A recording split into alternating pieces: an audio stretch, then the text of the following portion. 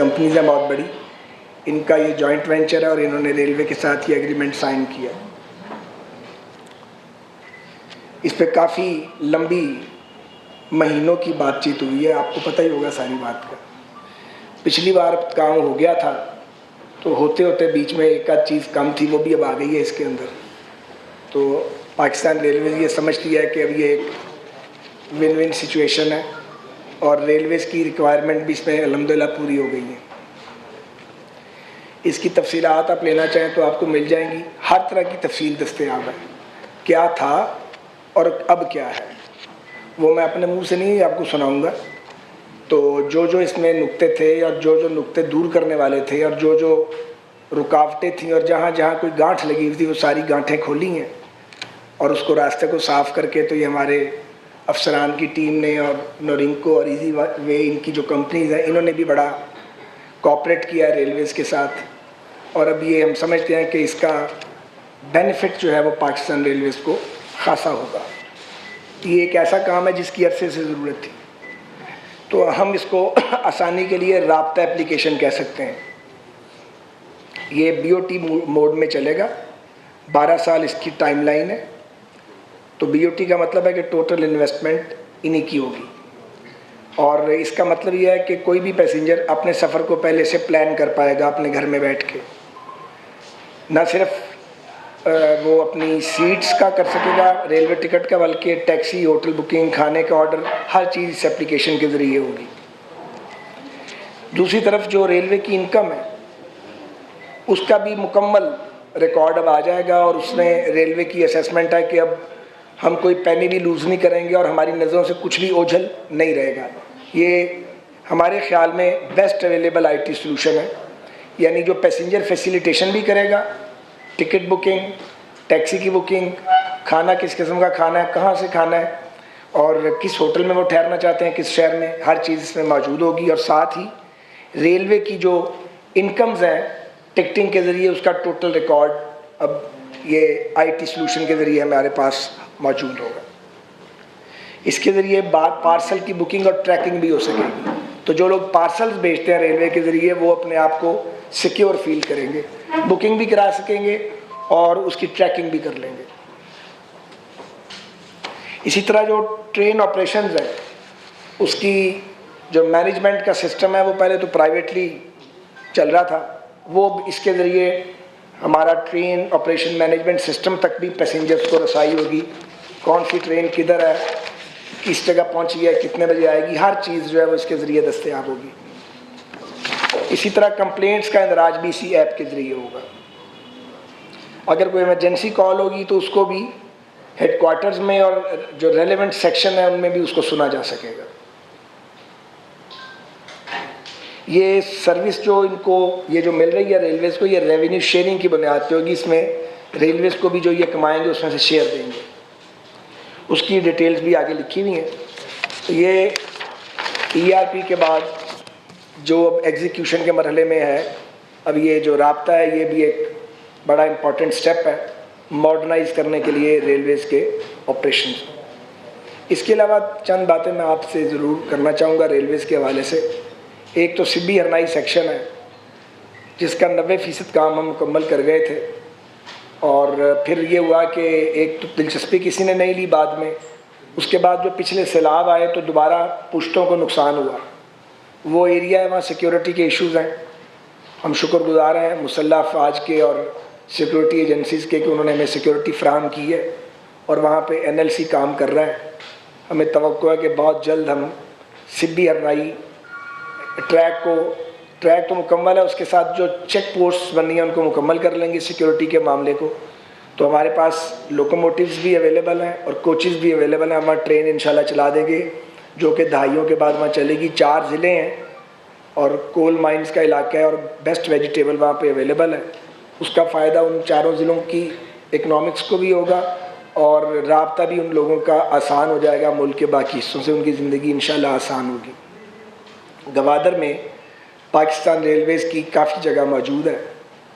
ये रेलवे वाले भी आपको पता है चलते हैं, इनको मैं बड़े अरसे से कह रहा था तो हाँ कर देते थे पर करते नहीं थे।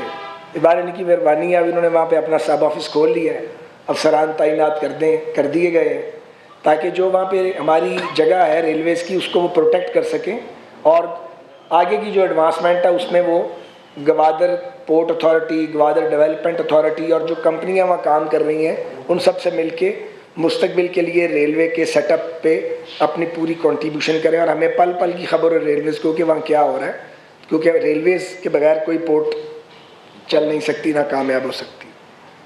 तो इस पर भी हम काम कर रहे हैं।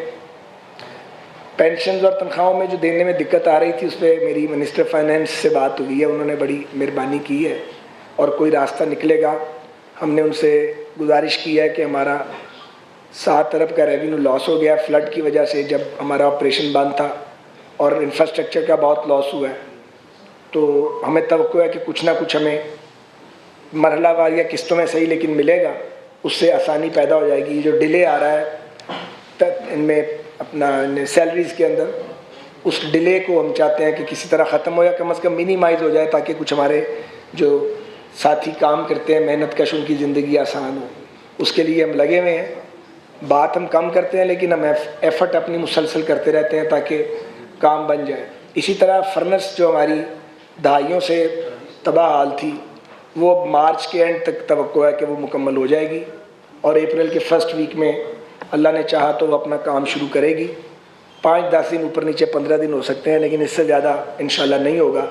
हम रिलीजियसली उसके पीछे लगे हैं, क्योंकि वो जो फर्नेस है पुरानी, वो पता नहीं 100 साल पुरानी नहीं सर, 60-70 साल पुरानी। ये 60-70 कह रहे हैं, मेरा ख्याल है 70 तो उतने है कम। बहरहाल वो काम कम करती थी और ज़ाया ज़्यादा करती थी, तो पिछले टेन्योर में हमने उसके पीछे काम शुरू किया था, तो बहरहाल वो अल्टीमेटली अब काम बन गया है। अब वो तकमील के आखिरी मराहिल में है। उससे इन्हें अपना जो वो यूटिलिटी है इनकी आयरन बेल्ट की, वो इनको बजाय ख़रीदने के ये ख़ुद से बना लेंगे। उससे भी हमारी माशी हालत कुछ कदरे बेहतर होगी इंशाअल्लाह ताला। जहाँ तक पाकिस्तान रेलवेज़ की शॉप्स का ताल्लुक़ है, उसका टेंडर होने लगा था, उस पर हमने अभी थोड़ा होल्ड किया है। हम उसकी पॉलिसी बना रहे हैं, एक शफाफ पॉलिसी ऐसी जिसमें कोई कातिल ना बने और लोगों का रोज़गार भी चले, क्योंकि बतौर एक स्टेट ओन्ड कंपनी के जहाँ रेवेन्यू कमाना है, वहाँ हमने रोज़गार के मौके भी लोगों को फराहम करने हैं। सो इतना ज़्यादा प्रीमियम भी नहीं होना चाहिए कि लोग वो प्रीमियम पे ना कर सकें, और इतना कम भी ना हो कि रेलवे को कुछ ना मिले। तो उस पर हमने 2 रीडिंग्स मुकम्मल की हैं। अब इस मीडिया टॉक के बाद हम फिर उस पर बैठेंगे। उसके अलावा अब हम इवेल्यूएट कर रहे हैं ट्रेन्स को। एक ग्रीन लाइन चल गई, बस ठीक है चल गई, लेकिन एक ग्रीन लाइन से काम नहीं बनता, तो हर ट्रेन को अपग्रेड होना चाहिए। इस बार फाइनेंशियल प्रॉब्लम बहुत है, वरना मेरा अपना ख्याल था कि रेलवे साल में 4-5 ट्रेन्स को अपग्रेड करने की सलाहियत रखता था। मेरा अंदाज़ा था पिछले टेन्योर में कि अगले 3-4 साल में सारी ट्रेन्स की हालत बदल जाएगी, और अगला स्टेप था कि जो AC स्टैंडर्ड है उसको इकॉनमी डिक्लेयर करना, लेकिन वो तो ख्वाब ही रह गए और सारा काम ही ख़राब हो गया। तो अब दोबारा शुरू किया ये, और अब हम ट्रेन्स को इवेल्यूएट कर रहे हैं। ये भी देख रहे हैं कि जो आउटसोर्स की गई हैं ट्रेन, वो बेंचमार्क जो बना था वो शफाफ था या उसके अंदर कोई गड़बड़ थी। तो 1-2 जगह हमें गड़बड़ लगी है, तो फिर वो ट्रेन, मैंने नाम नहीं लेना, वो चल नहीं रही। वो चलनी तभी है जब रेलवे को उसमें से कुछ मिलेगा, क्योंकि ये नहीं हो सकता कि हम कॉन्ट्रैक्टर्स के खर्चे भी रेलवे उठाए, ये हमारे बस का रोग नहीं है। इसलिए ये रेलवे का इंटरेस्ट और मुसाफिरों का इंटरेस्ट जो है ये सुप्रीम है। उसके बाद अगर कोई कुछ कमाता है तो बिल्कुल कमाए, उसका हक है। ML1 पे मैं आपको थोड़ा थोड़ा बता रहा हूँ, थोड़ा इसलिए बता रहा हूँ कि थोड़ा हम आगे बढ़ रहे हैं उसके ऊपर। ML1 पे जो है वो रेलवे की सोच में काफ़ी बदलाव आया हालात देख के। मैंने मरकज़ी हुकूमत को भी इस बारे में अभी आगाह किया है। उस पर हमारे जो हमारा यूनिट है इस मकसद के लिए वो काम कर रहा है। हमारा ख्याल है कि हमें इसकी कॉस्ट कटिंग करनी चाहिए। पाकिस्तान शायद इतना बड़ा लोन अफोर्ड ना करे, तो हम इन खतूत पे अभी अपनी इन हाउस तैयारी कर रहे हैं कि कैसे कॉस्ट कटिंग हो। हमारा ख्याल है कि ये जो $9.8 बिलियन अगर इसको इसी तरह जाने दिया तो ये 11-12 पे चला जाएगा। तो रोटी पूरी नहीं हो रही, यहाँ पे तनख्वाहें देने के पैसे पूरे नहीं होते, इतना बड़ा लोन लेके वापस कैसे करेंगे। और ML1 को ठीक किए बगैर आपका गुजारा भी नहीं है। ना ठीक किया तो ये तो 2-4 साल बाद काम बंद हो जाएगा। तो फिर मिड वे निकालना पड़ेगा। तो हमारा ये ख्याल है कि हम ट्रैक को और एम्बैंकमेंट को 160 के लिए बनाएं और एक सर्टन पोर्शन पे वो 160 पे भले से चले, लेकिन बाकी आने वालों पे छोड़ें। और ये जो तमाम अंडर पासिस और फ्लाईओवर बनाने थे और 100% फेंसिंग थी, ये 120 के लिए इसकी ज़रूरत नहीं होती। उसके लिए फिर अब हम देखेंगे कहाँ के लेवल क्रॉसिंग सारे मैंड हो जाएंगे और सिग्नल्ड हो जाएंगे, सिग्नलिंग सिस्टम भी सारा अपग्रेड हो जाएगा इंशाअल्लाह ताला। इलेक्ट्रिक ट्रैक्शन को भी हमने दोबारा इसके अंदर ऐड करना चाहते हैं। हमारा ख्याल है कि 40% कम से कम कॉस्ट कटिंग होनी चाहिए, तो उससे ये वायबल हो जाएगा। और जितने ये पैसे थे इसमें अगर हम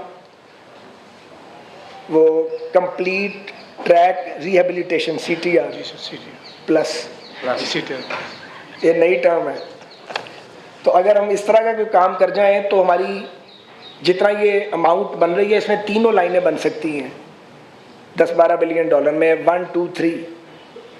तो हमारा ख्याल है कि हम अभी महंगी शॉपिंग करने के काबिल नहीं हैं, तो हमें रियलिस्टिक होना चाहिए और कोई ऐसा काम नहीं करना चाहिए कि हमारे बाद आने वाले 10 साल बाद, 20 साल बाद, 30 साल बाद वो भुगतें और वो कहें यार ये क्या कर गए थे। तो मैं बहुत संजीदगी से आपसे ये गुजारिश कर रहा हूँ। मैंने मिनिस्टर फाइनेंस को भी इस पर बताया, मैंने मिनिस्टर P&D चूँकि उनकी स्टेक है, CPEC में वो लीड करते हैं, उनको भी बताया। अभी इस पर हमारा यूनिट भी काम कर रहा है और अंजम साहब आपको पता है ये बड़े ब्रेन है, बड़े सिविल इंजीनियर हैं, रेलवे के 1-2 ही अजान है पाकिस्तान में इस सतह के। तो ये चूँकि अब हमारे बोर्ड ऑफ जो रेलवे का बोर्ड ऑफ वो है, रेलवे बोर्ड है, उसके मेंबर हैं, तो मेंबर रेलवे बोर्ड के तौर पे वॉलंटरली एक आना लिए बगैर ये हमारी दिन रात मदद कर रहे हैं। ऐसे लोग भी मौजूद हैं। खैर से इनको भी अंदर करना चाहते थे, पता ना आपको, इनको भी जेल में डालना चाहते थे, शर्म नहीं आई इनको। जिन्हें प्राइड ऑफ परफॉर्मेंस मिलना चाहिए था उन्हें जेलों में डाल रहे थे। हुमायूं रशीद जैसा ऑनेस्ट आदमी जेल काट के आया, बच्चा बच्चा उसकी दयानत की गवाही देता है।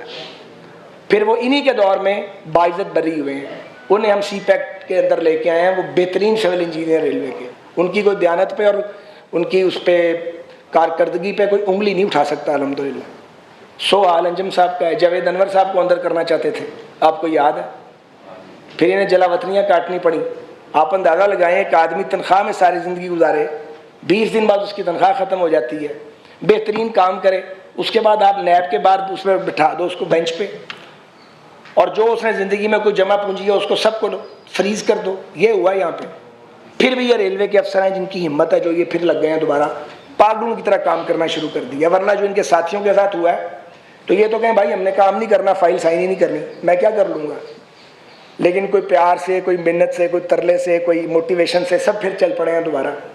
पहले तो अपने आप को मोटिवेट करना पड़ा, स्टार्ट करना पड़ा, उसे भी टाइम लगा दोबारा। तो एनीवेज अब ये हम ML1 पे 12-15 दिन तक फॉर्म अप हो जाएंगे और फिर हम प्राइम मिनिस्टर साहब को, मिनिस्टर फाइनेंस को, मिनिस्टर P&D को, P&D में भी सबको ब्रीफ करेंगे और अगर उसकी फिर हमें इजाज़त मिली फिर हम चाइनीज़ साइड से बात करेंगे। तो इसको ML1 की कॉस्ट कटिंग और इसको वायबल बनाना, इसकी कॉस्ट को लाजमी है, क्योंकि जो माशी हालात हैं वो महंगी शॉपिंग शायद हम अफोर्ड नहीं करते हैं। अब इसको कोई जो मर्ज़ी नाम देता रहे, लेकिन हमें उसकी कोई परवाह नहीं है। हमने काम वही करना जो रियासत के इंटरेस्ट में और हमारे अदारे के इंटरेस्ट के अंदर है। तो इस पर भी हम लगे हुए हैं जी, इस पर भी काम कर रहे हैं। मैंने आपको काफ़ी बातें बताई हैं। मेरा ख्याल है अब मैं आपको मौका देता हूँ कि आप कोई सवाल जवाब करें। तो जे सियासी ना करो तो ताड़ी मेहरबानी है। रेलवे का तो जे सियासी किया तो फिर रेलवे पीछे रह जाएगी, तो सियासत शुरू हो जाएगी। हूँ अगे जनाब मालिक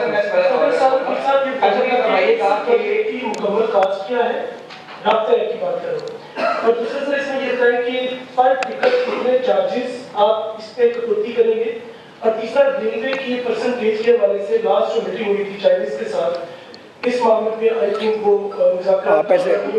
हाँ जी, तो आप रेलवे इसमें कितनी जो है वो परसेंटेज, आपको बता देता हूँ यार, वो छुपाने वाली कौन सी बात है। जिस वजह से डिले हुआ था, हम ये चाहते थे कि जो हमारे लोकोमोटिव्स हैं उन पर भी ट्रैकर लगे, यही चाहते थे ना, वो इसमें था नहीं। तो मैंने इनके साथ अपने साथियों के साथ फटा डाल दिया कि मुझे नहीं पता भाई रेलवे के इंजन्स की भी ट्रैकिंग इसके अंदर डालो।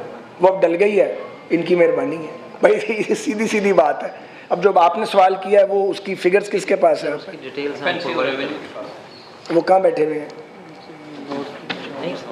एनएम दे दो ना, सीओ सब 10 दिन के ज़्यादा पता, आप बता दें जी, बता दें। इसकी काफ़ी नहीं माइक, मोटी मोटी जो सवाल है वो उन्होंने किया ना, मैं आपको ये माइक ऑन करें भाई।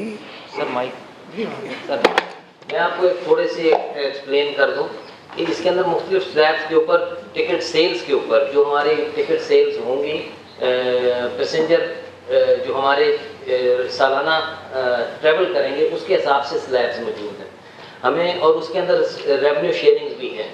अगर हम तकरीबन 3.5 मिलियन 35 मिलियन हम पैसेंजर्स को लेके पूरा ट्रैवल करवाएंगे अपने सिस्टम के अंदर, तो उसके ऊपर हमें तकरीबन हम उसके हिसाब से पे करेंगे।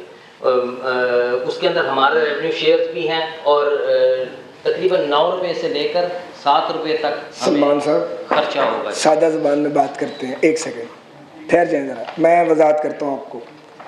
पहला बेंचमार्क कितने मुसाफिरों पर था तो बताया? पहला बेंचमार्क 58 मिलियन पे था और अब 35 पे आ गया। 35 पे आ ये ज़रा समझे, इन्हें ये कहा गया कि इनकी जो फिजिबिलिटी थी वो बनी हुई थी 5.8 मिलियन पे, यानी अगर 5 करोड़ 80 लाख मुसाफिर सफ़र करेंगे उस तक रेलवे को कुछ नहीं मिलना था।